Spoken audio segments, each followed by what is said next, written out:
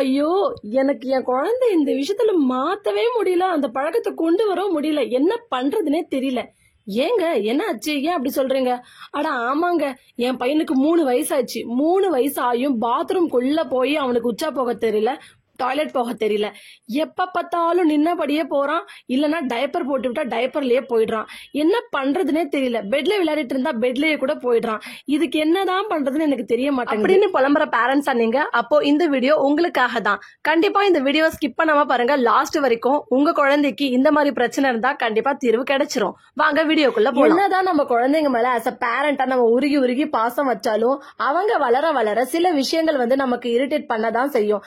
அந்த மாதிரி நமக்கு எரிச்சல் கொடுக்கக்கூடிய ஒரு விஷயம் என்னன்னு பாத்தீங்கன்னா இந்த டைப்பர். ஒரு வயசுக்குள்ள டைப்பர் மாட்டி விட்டோம், சரி ஓகே. வளர்ந்ததுக்கு அப்புறமாவும் நம்ம இந்த டைப்பரை கண்டினியூ பண்ணி ஆகணுமா? இந்த டைப்பரை நம்ம எப்போ ஸ்டாப் பண்றது? எப்போ என் குழந்தை என்கிட்ட வந்து அம்மா எனக்கு கக்கா வருது உச்சா வருது அப்படின்னு சொல்லுவாங்க? எப்ப நம்மள மாதிரி இவங்க பாத்ரூம்ல போய் உட்கார வச்சு நார்மலா போவாங்க அப்படின்னு பேரண்ட்ஸ் வந்து நிறைய கன்ஃபியூஷன்ஸ்ல இருக்காங்க. சோ அந்த மாதிரி பேரண்ட்ஸ்க்கு வந்து நான் இந்த வீடியோல சொல்ற 3 டிப்ஸ் தான். அதை லாங் டேர்ம்க்கு ஃபாலோ பண்ணாலே சரி, கண்டிப்பா 100% வந்து ரிசல்ட்ஸ் இருக்கும். கண்டிப்பா ஃபாலோ பண்ணுங்க. வாங்க வீடியோக்குள்ள. நீங்க பண்ணக்கூடிய முதல் விஷயம் வந்து அதுல அவசரப்படாம இருக்கிறது. என் குழந்தைக்கு 1 வயசு ஆயிடுச்சு, 1.5 வயசு ஆயிடுச்சு, இப்ப நான் ஸ்டார்ட் பண்ணலாமா? கண்டிப்பா இல்ல. நான் அடுத்ததான் சொல்ல போற சில அறிகுறிகள் இருந்தா மட்டும் தான் நீங்க அப்படி ஸ்டார்ட் பண்ணணும். அன்டில் தென் நீங்க ஸ்டார்ட் பண்ண கூடாது. இல்ல உங்க குழந்தை ரொம்ப ஆர்வமா இருக்காங்க, நல்லா பேசுவாங்க, அம்மா எனக்கு உச்சா வருது கக்கா வருதுன்னு வாயை திறந்து சொல்லுவாங்க, அப்படிப்பட்ட குழந்தைங்களுக்கு வந்து நீங்க இயர்லியாவே ஸ்டார்ட் பண்ணிடலாம். அதுக்கு முன்னாடி நீங்க ஸ்டார்ட் பண்ண கூடாது. 2 வயசுல தான் கரெக்டான ஏஜ் ஸ்டார்ட் பண்றதுக்கு. நான் என் குழந்தைக்கு அப்படிதான் ஸ்டார்ட் பண்ணேன். இது எல்லாத்துக்கும் முன்னாடி நீங்க டைப்பர் போடுற பழக்கத்தை ஃபர்ஸ்ட் ஸ்டாப் பண்ணணும். 2 வயசுல டைப்பர் போடுற பழக்கத்தை கண்டிப்பா ஸ்டாப் பண்ணிடுங்க. அது ஸ்டாப் பண்ணதுக்கு அப்புறம் தான் பாட்டி ட்ரைனிங்க்கு போகணும்.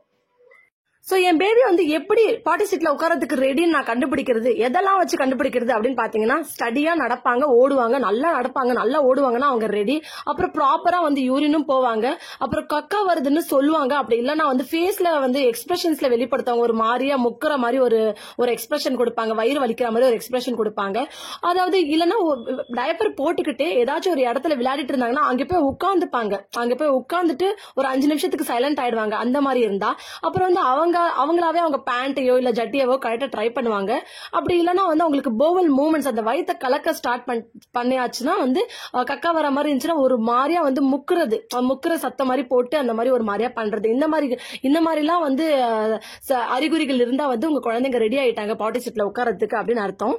இப்ப நான் சொல்ல போற ட்ரிக் கொஞ்சம் விளையாட்டா இருக்கலாம். ஆனா இதை ஃபாலோ பண்ணீங்கன்னா மட்டும்தான் உங்களுக்கு சொல்யூஷன் கண்டிப்பா கிடைக்கும். கண்டிப்பா ஃபாலோ பண்ணுங்க. என்னன்னு பாத்தீங்கன்னா, குழந்தைங்க வந்து எப்பவுமே விளையாட்டா தான் எடுத்துப்பாங்க ஒரு விஷயத்த. சோ ஒரு விஷயத்த சீரியஸா சொல்லி தராம விளையாட்டாவே சொல்லி தந்தா கண்டிப்பா சீக்கிரமா பிடிச்சுப்பாங்க.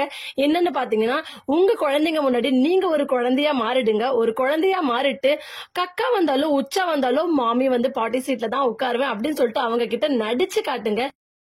சோ இந்த மாதிரி நடிச்சும் காட்டலாம். அப்படி இல்லைன்னா உங்களுக்கு பிடிச்ச புக்கு இல்லைன்னா கதை இல்ல பாட்டு எப்படி வேணாலும் நீங்க பாடலாம், அவங்களை என்டர்டெயின் பண்ணலாம். அப்படி இல்லைன்னா வந்து அவங்களுக்கு பிடிச்ச பொம்மை வந்து பாட்டி போற மாதிரி அவங்களுக்கு நடிச்சு கூட காட்டலாம். அந்த பொம்மையை வச்சு ஆக்ட் பண்ணி கூட காமிங்க. சோ எந்த மாதிரி சோ அடுத்ததா பாட்டி ட்ரைனிங்ல ஒரு பேட்டர்னை ஃபாலோ பண்ணிக்கோங்க. சரி என் குழந்தை உட்கார்றாங்க, பாட்டி சீட்ல உட்கார்ந்து தான் போறாங்க. ஆனா வந்து அவங்களுக்கு எப்ப வருதுன்னு தெரியல, எந்த டைமுக்கு நான் போய் உட்கார வைக்கிறது, அவங்களுக்கு வந்து அவங்க சொல்ல மாட்டேன்றாங்களே அப்படிங்கிற விஷயம் எல்லாம் இருக்கு. சோ அதனாலதான் ஒரு டைமிங் வந்து ஃபாலோ பண்ணிக்கோங்க. காலையில உங்க குழந்தை எந்திரிச்ச உடனே அவங்களுக்கு ஒரு சின்ன கிளாஸ்ல தண்ணி கொடுங்க. 2 வயசுக்கு மேல இருந்தா ஒரு சின்ன கிளாஸ்ல தண்ணி கொடுங்க. தண்ணி வயிற்றுக்குள்ள போக ஆரம்பிச்ச உடனே அவங்களுக்கு பவல் மூவ்மெண்ட் ஸ்டார்ட் ஆயிடும். சோ வந்து அவங்களுக்கு உச்சா வர மாதிரி இருக்கும். அந்த டைம்ல உச்சாக்காக பழகிடுங்க. அப்புறமா பிரேக்ஃபாஸ்ட் சாப்பிட்டதுக்கு அப்புறம் இல்ல லஞ்ச் சாப்பிட்டதுக்கு அப்புறம் ஏதாவது ஒரு டைமிங் ஃபாலோ பண்ணிக்கோங்க. 11 o'clock காலையில, அப்படி இல்லைன்னா வந்து 2 இல்லைன்னா 3 மணிக்கு உள்ள இந்த 2 டைமிங்ல ஏதாச்சும் ஒரு டைமிங்க ஃபாலோ பண்ணிக்கோங்க. ஃபாலோ பண்ணிக்கிட்டு அந்த டைம்ல பாட்டி சீட்ல உட்காரத்துக்கு ட்ரைன் பண்ணுங்க. நீங்க வந்து உட்கார வச்சுட்டு நீங்க போயிடாதீங்க எங்கேயோ. உட்கார வச்சுட்டு வந்து நீங்க வந்து அவங்க கூடயே இருங்க, அவங்க கூட பேசிட்டே இருங்க.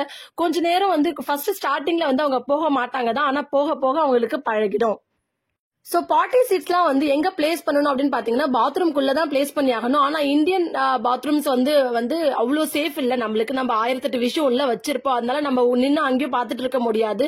சோ வந்து குழந்தைங்களுக்கு வந்து அவங்களோட பிளே ஏரியா இல்ல லிவிங் ரூம் அந்த மாதிரி ஏதாச்சும் இருக்கும். அந்த மாதிரி இடத்துல வந்து பிளேஸ் பண்ணிட்டீங்கன்னா அவங்க நம்மளும் பாத்துக்கிறதுக்கு நம்மளுக்கு வசதியா இருக்கும்.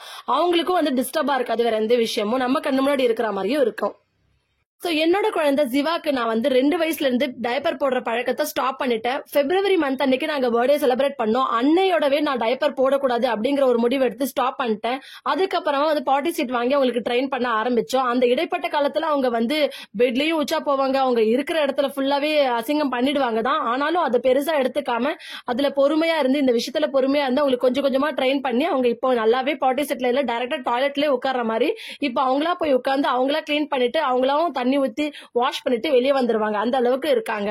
சோ வந்து குழந்தைங்க ஒரு வயசு அவங்களுக்கு வரும்போதும் அவங்க கிட்ட இருக்க கெட்ட பழக்கத்தை எடுத்துட்டு நல்ல பழக்கத்தை சொல்லி கொடுக்கணும். சோ அதுதான் என்னோட கோல். நான் என் குழந்தைக்கு அப்படிதான் பண்ணிட்டு இருக்கேன். Accidents are inevitable. So once நீங்க ஸ்டார்ட் பண்ணிட்டீங்கன்னா உடனே மிராக்கிள் நடக்கும் அப்படின்னு எதிர்பார்க்க வேண்டாம். குழந்தைங்க பாட்டி போகும்போது சில பல தவறுகள் செய்ய வாய்ப்புண்டு. அதை வந்து பெருசா எடுத்துக்காம கோவப்படாம பொறுமையா அவங்களுக்கு சொல்லுங்க. ஒரு வாட்டி செய்யும் போதே நீங்க வந்து பொறுமையா எடுத்து சொல்லிட்டீங்கன்னா அதை வந்து இன்னொரு வாட்டி செய்ய மாட்டாங்க. சோ அதுக்கெல்லாம் அவங்க கிட்ட கோவப்படாம ஹார்ஷா நடக்காம பொறுமையா எடுத்து சொல்லுங்க. சோ பாட்டி ட்ரைனிங் வந்து கொஞ்சம் பிளேஃபுல்லாவே பண்ணலாம். என்னன்னு பாத்தீங்கன்னா வந்து ஒரு சாங் நீங்க உங்க குழந்தை பாட்டியில போயிட்டு உட்கார்ந்துட்டு இருக்கும்போது ஒரு சாங் பாடுங்க அவங்களுக்காக. இந்த மாதிரி டாய்லெட் ரிலேட்டட் பாட்டி ரிலேட்டட் சாங் மாதிரி பாடுங்க. நீங்களா ஒரு சாங் கிரியேட் பண்ணாலும் சரி, இல்ல புக்ஸ்ல இல்ல வீடியோஸ்ல வர சாங்ஸ் ரைம்ஸ் பண்ணாலும் சரி, எந்த மாதிரி ஓகே இருந்தாலும் சரி அவங்களுக்கு பிளேஃபுல்லா சொல்லி கொடுங்க.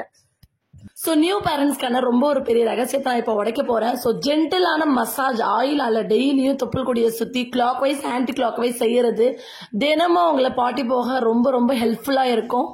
சோ கடைசியா நான் சொல்ல போற விஷயம் ரொம்ப ரொம்ப முக்கியமானது. தயவு செஞ்சு அவங்கள பாராட்ட மறக்காதீங்க. பாசிட்டிவ் கமெண்ட் சொல்லி கிளாப் பண்ணி அவங்கள என்கரேஜ் பண்ணுங்க. கண்டிப்பா ஒவ்வொரு விஷயத்திலையும் எது செஞ்சாலும் சரி அவங்கள பாராட்ட மறக்கவே மறக்காதீங்க.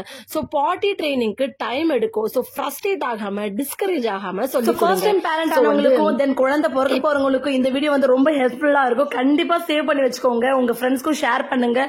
நான் சொல்ற ஒரே ஒரு வேண்டுகோள் என்னன்னா டெய்லியும் ஃபாலோ பண்ணுங்க. நான் சொல்றேன் இந்த வீடியோல சொல்லிருக்க விஷயங்களை டெய்லியும் ஃபாலோ பண்ணுங்க. அது மட்டும் போதும். என்னோட சேனல்ல சப்ஸ்கிரைப் பண்ணுங்க, சப்போர்ட் பண்ணுங்க அண்ட் ஷேர் பண்ணுங்க. இந்த மாதிரி நிறைய குழந்தைகளுக்கான அப்டேட்ஸோட உங்களை சந்திக்கிறேன். See you then. Bye bye.